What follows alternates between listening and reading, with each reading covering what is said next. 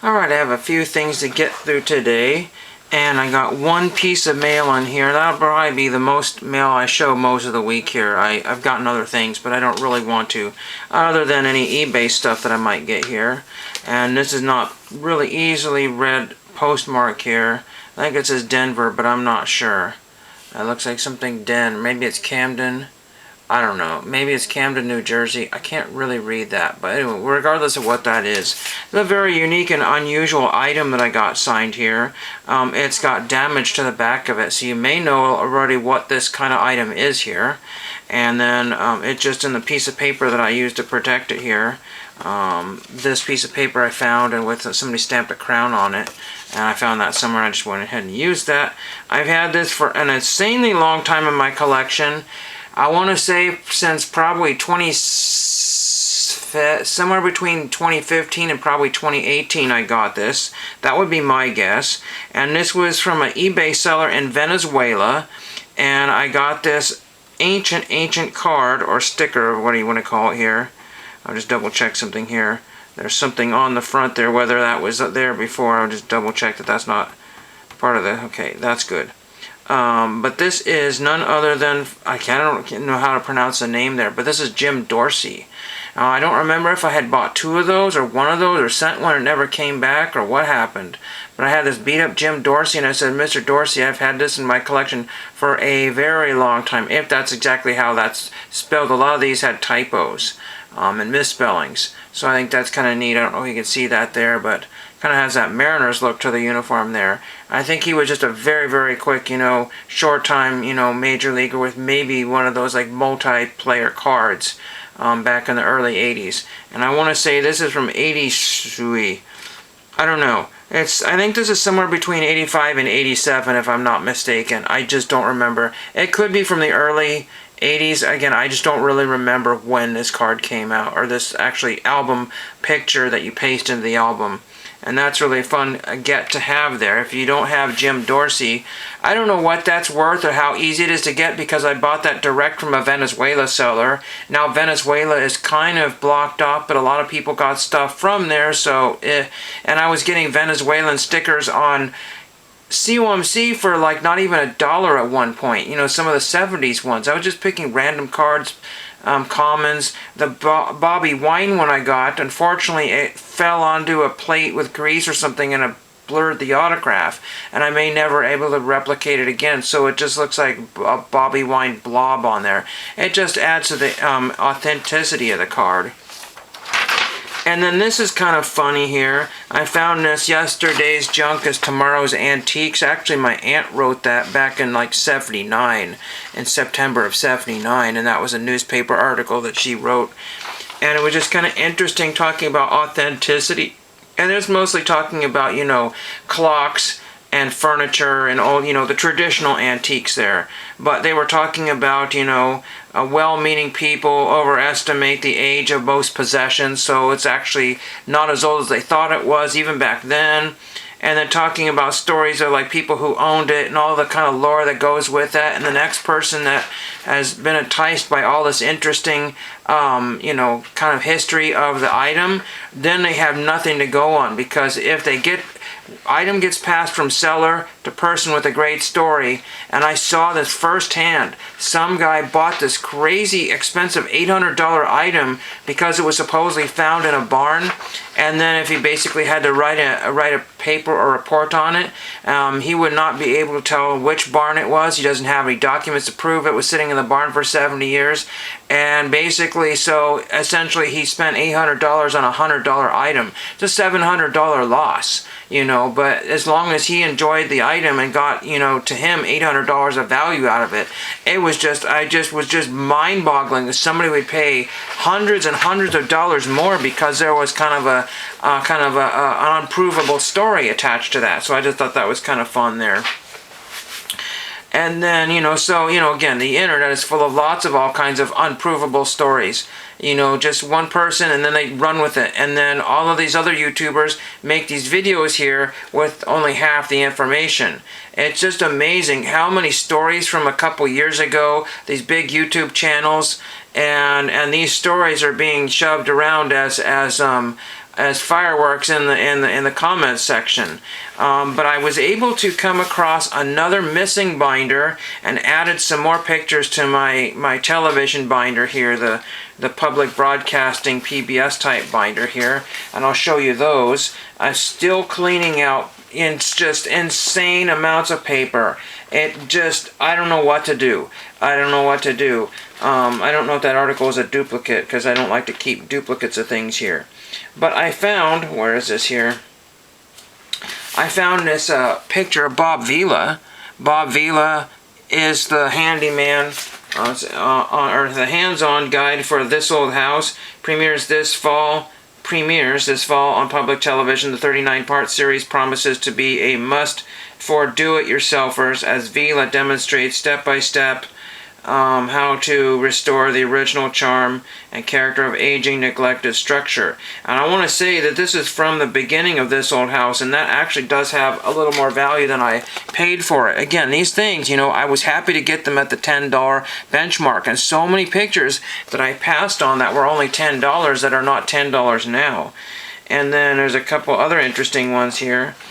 I want to say that this is Paul Kangas right here. From the Nightly Business Report. Now, you think that's kind of silly. That might be Linda O'Brien, but I'm not exactly sure who that is right there. But funny enough, before he passed on, I don't know if Linda's still around, I got both of their autographs. And I thought it was really cool to get them. I don't know how I did, but I just went somewhere, found their address, and did my reverse homework and stuff, and both of them signed, and I think it's the neatest thing. But no one on the planet wrote to Paul Kangas and Linda, his co-host. And this one has the Nightly Business Report on there, and the glue is bled through. A lot of them did that there, but that's kind of cool. This is kind of a one-off here, so it's going to be really hard pressed to find another one. And this one also has some alterations to the photograph to make the person stand out more. I don't know what kind of stuff that, sometimes they used whiteout, but other things to kind of enhance the picture of the photograph. So there's kind of like a ghosting behind this particular. This is WVIZ, which is in Cleveland, and News Depth 79. I don't know who the young lady is there, but you know what? I just thought it was a very kind of funny, super outdated looking photograph, and I said, you know what? I'm going to grab that while it's there. And again, this was from the archives of some newspaper. You can see all kind of markings on there and stuff like that. I think it was a newspaper in Cleveland that came from. And then, funny enough, I showed this picture in the last video right here.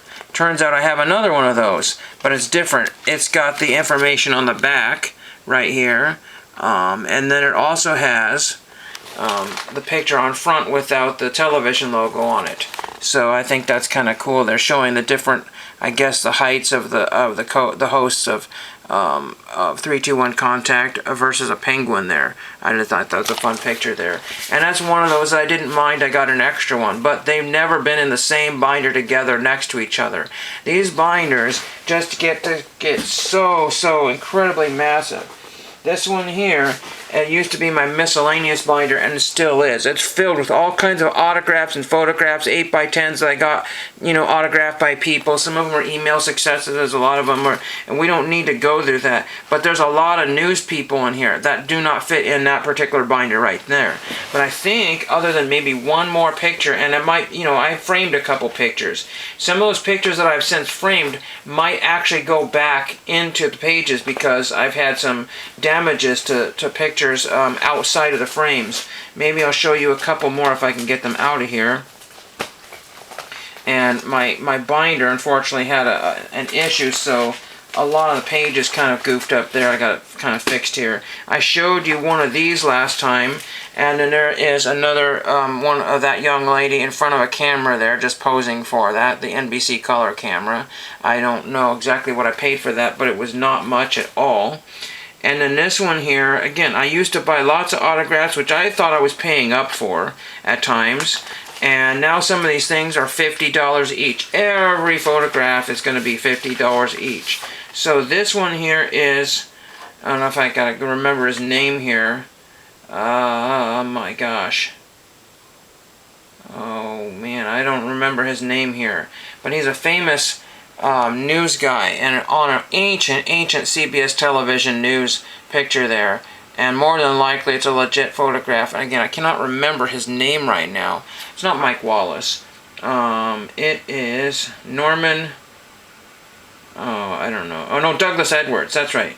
This is Douglas Edwards, blah, blah, blah. He's a famous news guy, and I cannot remember how much I paid for that, but it was well under $20, and I had to take that, whether it was a buy it now or I was the only one on the auction getting that one. And I was building a news binder together, but unfortunately it kind of, all the other stuff spilled into that. And I was able to remove a lot of stuff from here today and combine the pages and then use those pages for some other important documents, which is kind of cool.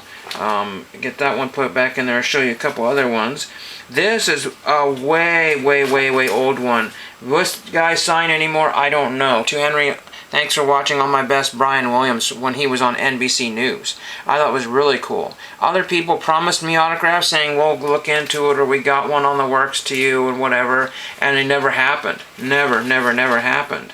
You know, these are, this guy here only, I forget, Boyd Matson, I think his name is, but he just signed Boyd. But again, I would go to the historic images or whoever had the cheapest photograph, get that one, and then I would have the people sign it. And of course, that was a great way to lose some expensive photographs. But again, I was willing to lose a $5 or $10 photograph and not a $15 to $50 photograph. And again, this is back when people were questioning authenticity for everything.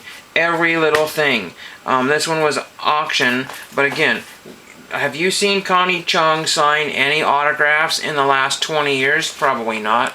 I don't know who it was to, but again, best wishes, Connie Chung. A very nice, presentable autograph there. More than likely legit there. You know, or you could say the wife of Maury Povich there. And I want to say that this one was one I sent to Roger Mudd. He was a great signer. So again, these are historical pieces. You know, people have witnessed history and reported on history, and they have since disappeared. One guy was disappointed because he sent the wrong photograph, and I complained, and he didn't like that.